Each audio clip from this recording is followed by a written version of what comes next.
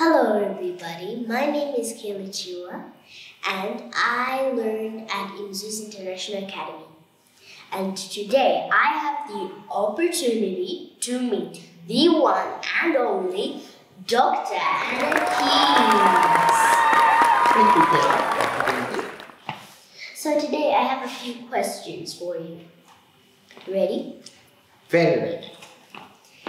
I would say, who was Dr. Anna Keys growing up? What were her dreams and aspirations? Dr. Anna Keys was a problem child like you. You know, I grew up in a very big family.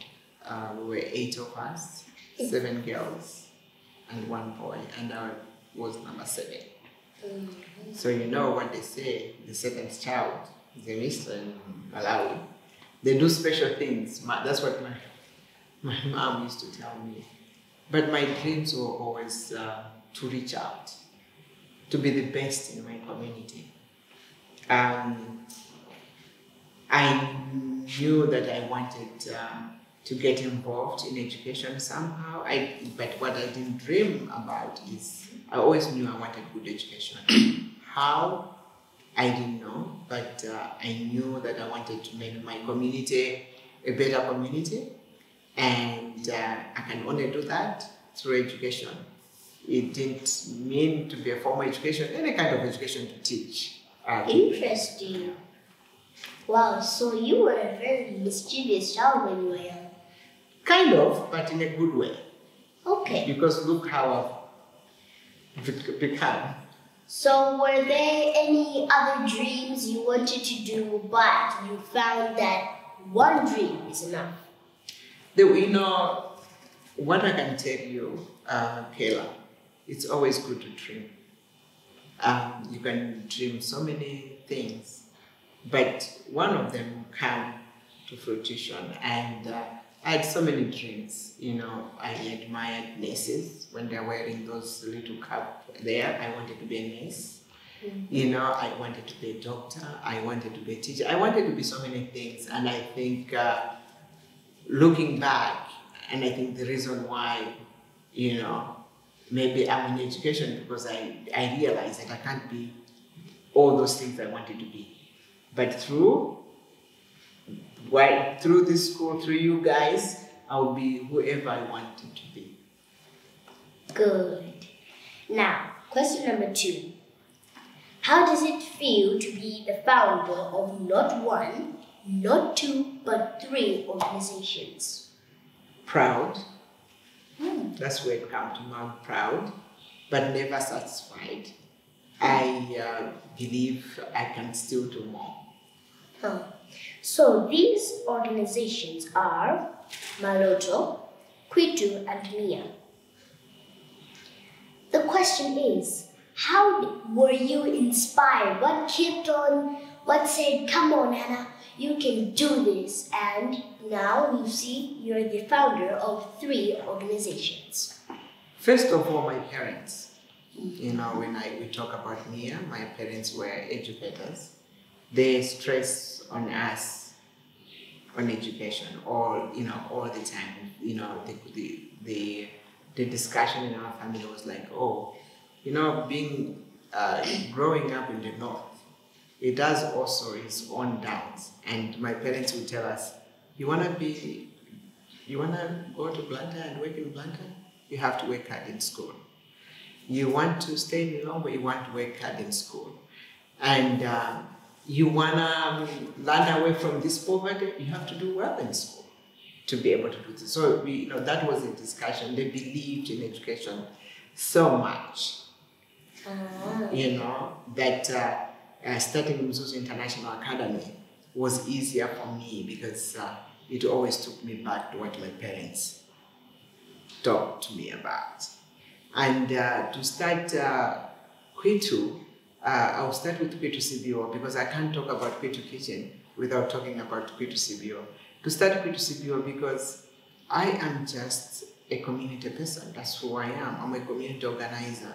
And so for me, without doing that, wouldn't have pushed me to do education. But I just really wanted to to reach out to the community who gave me so much that I'm here because of that community. And, for example, Kayla, when we're growing up, you guys, it's very, very different. Your mommies take care of you and whatever. But for us, it was those other people in the community. When I'm crossing the road, they would say, hey, stop my daughter. A car is coming. That was not my mother. That was someone else. And because of that, I wanted to give back to the community that I loved so much. So that's how I started Kwitu. And then Kwitu Kitchen was now realizing that I've started these programs, Mzuzu International Academy. It needs money, to run the school. Yes, people are paying school fees, but it's not enough. So I needed to start something that could generate funds to make sure that if I'm not there tomorrow, this organization that I've started will not die with me. So that's how I started Kwitu Kitchen, and we're doing food processing. We have honey, tomato puree, tomato ketchup. Here at home we say tomato sauce. That's what people understand better. And we have dried mangoes. We have all kinds of things. So I hope I've answered your question. Yes. Moving on to question number 3. Did you ever doubt that you were going to achieve what you've achieved today because you are a woman? Yes, it was harder, but I didn't doubt that I could not do it.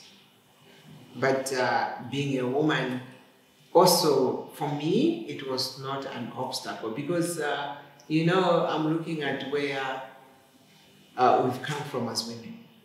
And I think you guys, you will not have the problems that we've had as women.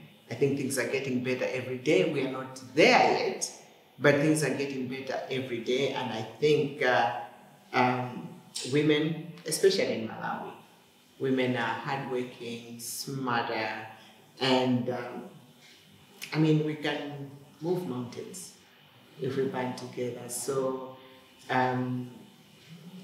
doubt, no. So, question 4. What are some of the challenges you faced trying to establish these organizations, and how did you overcome them? Resources. Money. Everything needs money. That was the biggest challenge. But, I met with some good people who believed in me that I really wanted to do these things, build a school, work with the communities. And, with some luck, I got some funding. And here we are today. So there will always be challenges when you're doing big things like this, but that shouldn't stop you. That is very true and very inspiring. Next question. You are turning 60 next month. Looking back at the experiences, what is that you wish you could have known when you were younger? Time. Or I'm turning 60. It has come by so fast. And had I known that time goes by so fast, maybe I would have done things differently. But I'm still very lucky to be turning 60 next month and to be able to have achieved what I've achieved. I'm just grateful to God that He has actually given me the opportunity to do what I've done. So, the one thing for me that I would even give you an advice is time goes by very fast. Whatever you're dreaming and what have you, you're never too young to put those things to work. That's very true and inspiring. That's very, very nice. Moving on to the next question. Do you think it was harder to achieve what you've achieved due to economic challenges in Malawi? Good question, Kayla. Yes and no. Because I started these things while I was outside Malawi. Why I say yes and no, because I've been able to fundraise in Malawi, and people have been able to give us some money. Maybe they would have, maybe I would have raised money at the rate I've raised being in the United States. But yeah, those are challenges that we face all the time with our economic situations. But I also know as Malawians, we have a heart. When we believe in something, we reach out. You know, and one of the other things that I can tell you that I've learned is because I also had the same feeling that, you know, I ask that question all the time. If I was in Malawi, would I have been able to build this Mzuzu International Academy? And the answer that comes to mind, yes, but not now. It would have taken a very, very long time. But I would still have been built. Maybe I would have started it, somebody would have finished it. You know, some people say that the most dangerous thing on earth is a woman who can think. I think it shouldn't be dangerous. It should be a good thing. You know, women, we are mothers, we are grandmothers. You know, even the men, they need women, right? Yeah. You know, because they can't, otherwise if there was no woman, they wouldn't be born, right? Yes. So it shouldn't be dangerous. I think time has come where men, women, we should be equal partners and be able to, for a man to take what Kayla would suggest and just treat Kayla as Kayla, not look at Kayla as a woman. Just treat Kayla as a human being. So it shouldn't be dangerous, it should be a good thing because we can share that knowledge. So our next question is, do you think Black women are honored or given enough credit in our society? I think yes. But I would not call it Black women. I would call it Malawian women. I think we've come a long way. We still have long ways to go. If you think of, have you seen the 200 kwacha? Oh, yes. And that 200 kwacha, there's my aunt, Rose Chibambo, who did that in 1959. She was the first deputy minister in Dr. Banda's cabinet. I know you're very young. I think we can talk about Dr. Banda at some other time. We can have that discussion. But you know, it started from there. And then here we are now. We've really made headways. And I think when it comes to you, if you're gonna be at my age, things will be very, very different.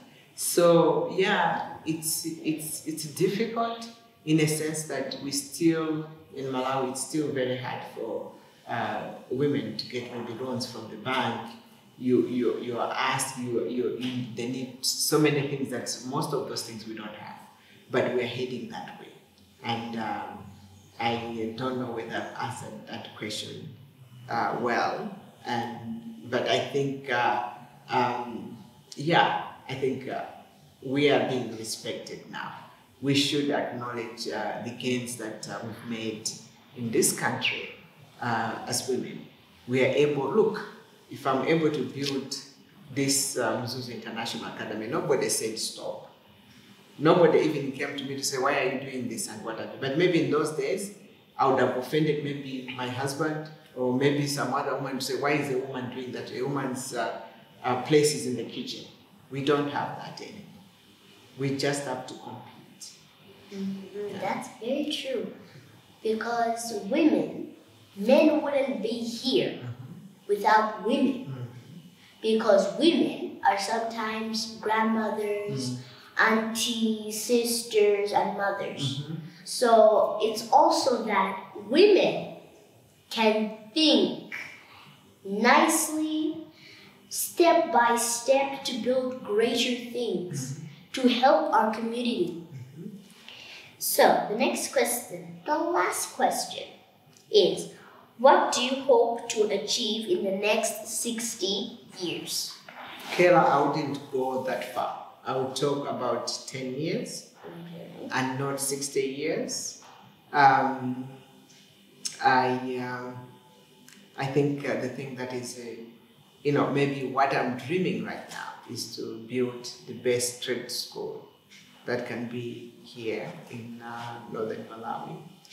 So that even you, if you decide to go to that trade school, people would ask, say, where did you go to trade school? Yeah, in Mzuzu. At Mzuzu International Academy, they have a trade school. Because not all of us, and I think the world has changed so much for you guys. For us, it was really, you have to go to college. You have to have a 4-year college or a 2-year. You have to be, like something formal.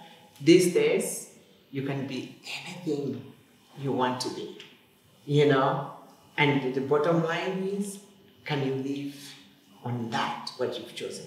And can you be the best you can on whatever field you've taken? So the opportunities for you guys are endless. So that's my next project in the next 10 years. So I would keep the 60 years. I might get there, yes, but for now, let's do 10 years. Interesting. Thank you, Dr. Anakis, for joining us today. It was a nice time to have a little chat with you. And I have a word for the girls. Please, work hard in school and you can achieve anything you want. Any words? Thank you, Kayla. I want you, I think this is a message to you. As you are saying, like they said, that I'll be 60 next month. And look at what I've achieved in 60 years. But I just think my word is to you girls. If I've been able to achieve this, you can do even better things, bigger and better things than what I've achieved. So my issue to you is you can be anything you want to be if you put your heart into it. So work hard. Be smart. Respect your teachers. Listen to your teachers. And everything will be fine. Okay? Thank you so much for having me this morning. See you next time, everybody.